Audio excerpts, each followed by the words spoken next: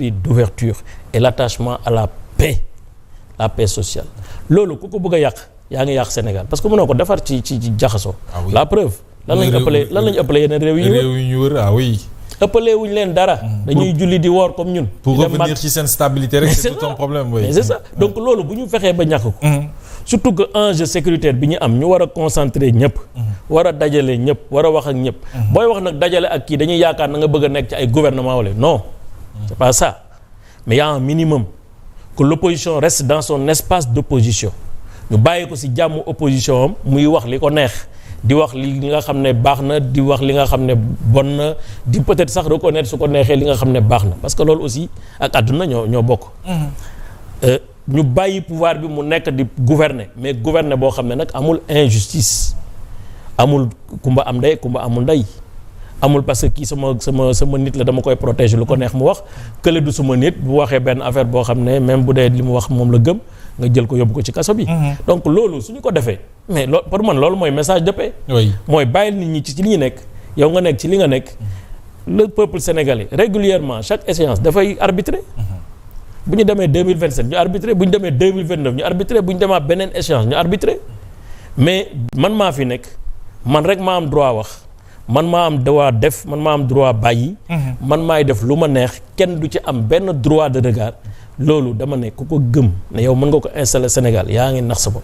quand même alors monsieur le ministre bientôt 2 ans ce régime inchallah dina ko def à la tête de ce pays alors mais on peine à décoller mais certains membres du gouvernement wala alliés ou partisans dañu jàpp ne situation réew mi lu tax demagul ba léegi c'est parce qu'ils ont hérité quand même un pays ils ont hérité de vous un pays assez difficile très compliqué surtout ci sunu ay finances publiques alors comparaison n'est pas raison bëgg nañu comparer seen 1 an et quelques yi wala seen presque 2 ans yi ngeen def ba ngeen ñëwee ci réew mi ak surtout bu président Diomaye boo su doon def une analyse lan lay doon. gis nga Mohamed sunu dëkk yi en réalité on a de bons marketeurs et des gens qui gèrent de manière psychologique le pays. mais le pays là Sénégal man bi ma jot a xam tuuti laa wax mais musul nekk Sénégal boo xam ne Eldorado la lépp fi nekk. lu ne gaañ. non musu fi am c'est-à-dire ay armoires yu ñu def xaalis ba mu fees ak or pour ça bu problème amee ñu xëcc ci dem fay musu fi nekk. ñun bi ñuy ñëw 2012 ki ñu fi remplacé moo njëkk a wax ne yéen soo mooy doo leen fay salaire. parce que xam na li mu fi bàyyi. ah oui on se rappelle c'est sérieux. on se rappelle. bi ñuy ñëwee aussi effectivement fekk nañ fi situation bu xaw a métti. ñu dañuy ñëw fekk campagne agricole ñu war ko gérer. mbënd mi on se rappelle. il y avait rien dans le budget. les coupures c'est un don de l'État français de 60 milliards. ñu fekk fii électricité 530 mégawatts électricité lañ fi fekk. village yu bëri amuñu woon électricité village yu bëri amuñu ndox. même les capitales régionales. capitale régionale assainissement problème la woon fii Sénégal assainissement. oui ay villes yu mag yu mel ne ay Louga ay Touba Dakar et cetera partout. c'était y avait rien y avait rien. y avait rien c'est pas pour mépriser ñi nga xam ne nekkoon nañ fi. góorgóorlu lañ ku nekk xam na ne l'amorce de la modernisation du Sénégal. oui mais président Abdoulaye Wade les infrastructures. ñeneen ñi aussi peut-être avec un peu. suturaal nañ Sénégal gérer ko de manière crédible ba Sénégal attractif. ku nekk xam na ne entre Senghor Abdou Diouf quand même Sénégal lu mu bëggoon ci monde bi da koy am. c'est ça aussi pays. oui donc gestion psychologique d'un pays c'est extrêmement important donc ça a toujours été difficile 1 an ñuy xeex ak loolu. les urgences. mu metti 2 ans d'ailleurs. Parce que ñun de 2012 à 2013 jusqu'en février 2014 on était dans la gestion des urgences tout en pensant à notre programme. Comment mettre ça en œuvre? C'est le PSE. Oui. PSE 2014 lañ koy soog a lancé. février 2014. yoonu yokkute. Programme politique. et puis ñu transformé ko en programme de gouvernement. c'est ça. muy programme mu Sénégal. bi ñuy ñëw fii abri provisoire yi mën nañ la wax ñaata abri provisoire moo fi am c'est-à-dire ñi nga xam ne ay école amul clôture. am na ay village wala ay communes yoo xam ne amuñu case de santé wala amuñu poste de santé. tey li ñuy def ci santé en termes de poste de santé kenn xamul nu mu toll. li ñuy def ci ay infrastructures hospitalières. kenn xamul nu mu toll. li ñuy def ci ay routes parce que autoroute ñu ngi fi fekk 28 kilomètres d'autoroute xaw ma presque 300 kilomètres d'autoroute bi ñu fiy jógee. 300 kilomètres c'est-à-dire 10 fois la ñu fi fekk. sans compter les 2 autres projets d'autoroute yi nga xam ne def nañ ko signé ko bàyyi ko fi ba gars yi commencé di ko exécuter. aéroport international Dakar ñu àggale ko malgré les difficultés defar ay ISEP institut supérieur de formation professionnelle presque chaque région moo am ISEP ENO yi les écoles numériques ouvertes là kenn xamul lan lañ ci def et cetera donc vraiment on a fait un saut qualitatif de rattrapage du point de vue infrastructure secteur yëpp oui yokk salaire yi ci première année yi salaire yi ba ñuy jógee ñun en 2021 2020 ñu ngi yokk salaire yi salaire des ministres des militaires des enseignants sages-femmes médecins et cetera amul benn secteur bu ñu bàyyi ba pare sur le classement mondial Sénégal nekk ci sous-région Afrique de l'Ouest le premier pays le plus attractif pour les investissements directs étrangers léegi Côte d'Ivoire jël na ko sunu dernière note de notation sur sunu économie ak sunu agrégat économique c'était BB. Oui. On était c'est vrai dans la zone spéculative mais quand même notation bi progressé na bu baax sous président Macky Sall. tey de ñu ngi ci B-. ñëpp xam Sénégal. attractivité bi mu am mais aussi leadership bu président bi. sur le plan africain sur le plan mondial. ak li mu joué. ñu bàyyi fi plus de 200 projets pour lesquels les financements ont été acquis et su ñu bëggee ma génnee suba yow ma jox la nga publier ko ci sa site bu la neexee. plus de 200 projets financés tey fii dama lay wax lu ñu fi liggéey fii ak 2 ans. lu Macky Sall defoon bàyyi ko fi ñu koy àggaleel. oui donc vous maintenant, dès que votre arrivée vous avez pu quand même réaliser quelque chose. Mais on a trouvé ici des budgets de 2000 milliards on a finalisé avec un budget de 6000 milliards. oui. loolu réalité la. c'est-à-dire li may wax nii. non c'est pas c'est concret c'est du concret. oui mais monsieur le ministre c'est vrai que à décoller kon. mais parce que simplement yow. waaw su ma la jëndalee range bu gën a baax bu Bougane bi. jox la caabi bi def ci essence nga jël oto bi jox ko ku mënul dawal bu toogee ci oto bi du ko taal. c'est pas le véhicule c'est le conducteur ou le préposé conducteur Sénégal amul problème mu yenn yi ñuy wax de. oui. voilà maintenant bu jaxasee pédale yi. mais kooku c'est son problème. jaxase pédale yi fi mu njëkk a commencer. parce que vous voulez faire mal à l'image de Macky Sall mal à l'ancienne gouvernance ngeen génne fii. parce que c'est l'absent le plus faux débat sur des chiffres. oui.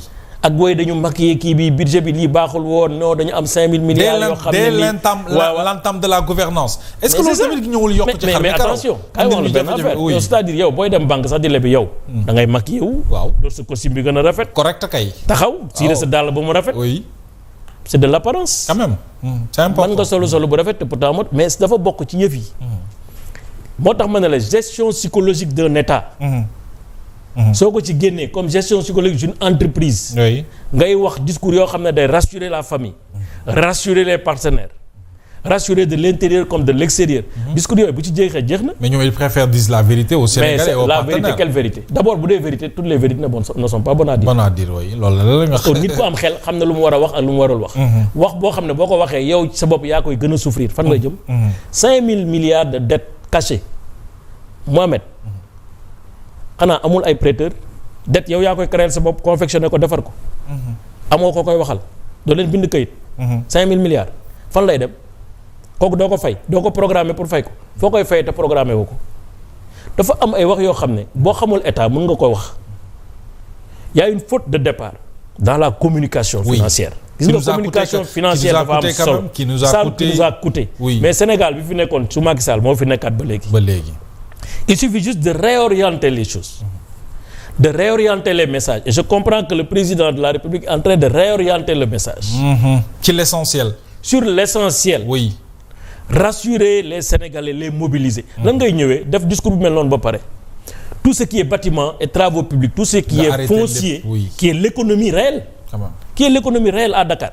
C'est le foncier. Et c'est Dakar qui est la locomotive. nga ñëw taxaw arrêté loolu maçon yi amatuñu liggéey entreprise yi mënatuñu liggéey ñi amoon banque ñu ngi fay seen i crédit mënuñu àggali seen i chantier et cetera. mu gën a sooxeel économie taxaw économie bi taxaw vous donnez un deuxième message ou un troisième message à la communauté des investisseurs pour wan leen ne moi tous les contrats qui sont là moi je suis le chevalier de xawma lan ñoo ñëpp contrat yi dinaa leen dagg et cetera mais les gens vont se dire mais attends si moi je dois travailler avec des gens qui comprennent pas la stabilité des affaires nga signé ak man ba pare entendre suba du ma ko defati mais boo ko defee kii di ma ko defal ah oui donc le risque politique dafa am lu am solo lu muy def ci dëkk et c'est eux qui sont à l'origine de ce risque qui a été évalué boo xoolee notation yëpp c'est le risque mais absolument c'est le risque de remboursement oui mais c'est le risque aussi de stabilité dans les affaires bi ci mujj doguma la notation bu ci mujj mooy l'agence de notation financière Standard & Poor's bi baissewaat encore la note du Sénégal note souveraine du Sénégal jëlee ko ci B yóbbu ko ci B-. dina dem C après soo moytul si ça continue comme ça dina dem D. mais loolu ça ne rassure pas les investisseurs parce que tu étais à 100 ci li nga wax. oui 100% du PIB. ok après tu es maintenant à 119 xaw ma d'après Barclays. oui. tu continues à faire les mêmes choses sur le marché financier. quand même c'est-à-dire sul bukki chaque semaine wala 2 semaines wala 3 semaines nga demaat gars yi joxaat la. pour 3 ans nga fayaat ay affaires ñëwaat. dettes yooyu yëpp day yokku te c'est des endettements non productifs. parce que li ngay endetté wu yëpp. yaa ngi koy dugal ci ay fonctionnement. amul benn projet. investissement buy rapporter mais rapport d'exécution bi wane na ko. voilà donc loolu mooy indi problème yi. donc soo demaatee nii ba ci kanam continue nii yaa ngi 119 tu seras à 130 à 140 du PIB c'est fini. c'est fini la fan nga jëmati. mais loolu li ci gën a grave monsieur le ministre investisseurs yi waroon a ñëw duñu fi ñëw parce que. non seulement duñu ñëw. parce que. gis nga investisseur ma wax la benn affaire. moi j'ai été juriste d'affaires dans un cabinet. xam naa yëf yi bien sûr oui. gis nga même les communiqués du gouvernement. communiqué du gouvernement suñu amee projet Sénégal dara du leen ci rëcc. parce que orientation yi. bu ñuy ñëw dafa am ay agence de notation de risque xam nga ñi ay agence de notation financière la. am na ay agence de notation de risque politique. ñoom loolu rek la ñuy xool. parti politique yi ni ñu demee. est-ce que ñii juboo nañ. est-ce que ñii dañuy xuloo est-ce que am na tension est-ce que guerre mën na fi am est-ce que nangam ñooñ ci loolu lañ ay xam nga ñii dañuy noter ci say agrégats économiques. oui et financiers ñii dañuy noter ci say agrégats politiques. lan mooy discours gaa ñi est-ce que discours va-t-en guerre la est-ce que discours jàmm la est-ce que ñii dañuy perturber fii est-ce que lii mën na andi histoire ça c'est ñoom dañ koy lire balaa ñuy ñëw. yooyu yëpp da ci kenn du fi ñëw di fi def projet de plus de 20 milliards en Afrique en tout cas venant de l'étranger 20 milliards. te doo def analyse yooyu. ah oui c'est clair. donc léegi nag bu ñu analyser discours yi gis na discours yi ñoom discours révolutionnaire xam nga révolutionnaire ak réactionnaire du benn. ah oui tollootuñu ci affaire révolution parce que fii amul ay colonisation amul dara Sénégal moom boppam te xanaa doo moom sa bopp pare di xeex sa bopp. toogal nga xool li nga war a réformer mais réforme boo gis dafa am méthodologie dafa am temporalité dafa am aussi communication. waaw doo def réforme yi rek ñoo imposer ko nit ñi. tey boogaan bu xëyoon tey rek ne bon fii kenn du fi def lii comme nañ def keroog grand théâtre xëy rek ne voilà bon. périg yi war ñu c'est de l'émotion. oui. kenn du yore nguur noonu. et ça c'est symptomatique de manière générale. ci nguur gi ni muy partout dans les directions dañuy xëy rek def nii waaw nii et cetera donc loolu. dañ ko xoolaat suñ ko xoolaatee xool cette méthode de travail. et c'est heureux maa ngi dégg premier ministre mu ngi wax voilà maintenant la feuille de route. léegi ñi la ñuy def ñi la ñuy mais il fallait commencer par là. ça c'est un aveu d'échec. c'est important. c'est un aveu d'échec ça veut dire que bon donc jusque là il y avait pas de feuille de route. il y avait pas de responsabilisation il y avait pas de fluidité. dans la communication gouvernementale et dans leur manière de travailler. Et pour matérialiser tout cela, monsieur le ministre, on a besoin quand même que le tandem soit uni et puis ñu bañ a réeroo jël Sénégal vraiment yóbbu ko ci kanam. Est-ce que aujourd'hui war nañu toog nit ñi di xalaat ne wéy ñaar ñi am nañu divergence wala quelque part déggoowuñu ci ay kàddu te gis nga ça a donné 2 jours yi gis nga ku ci nekk yaa ngi commencé woon a jël position te moo di day dañu jaay benn tandem. lan ngay analyser cette situation ak surtout boo doon digal ci formule bi nu mu gënee pour que Sénégal mën cee jariñu ci ñaar ñooñu. pour man le Sénégal est parce que le Sénégal est comme ni ko président Macky Sall doon waxee gouverner un pays nag c'est pas une affaire d'amitié de fraternité de bisounours de voilà de xam nga. et d'état d'âme de déclaration d'amour.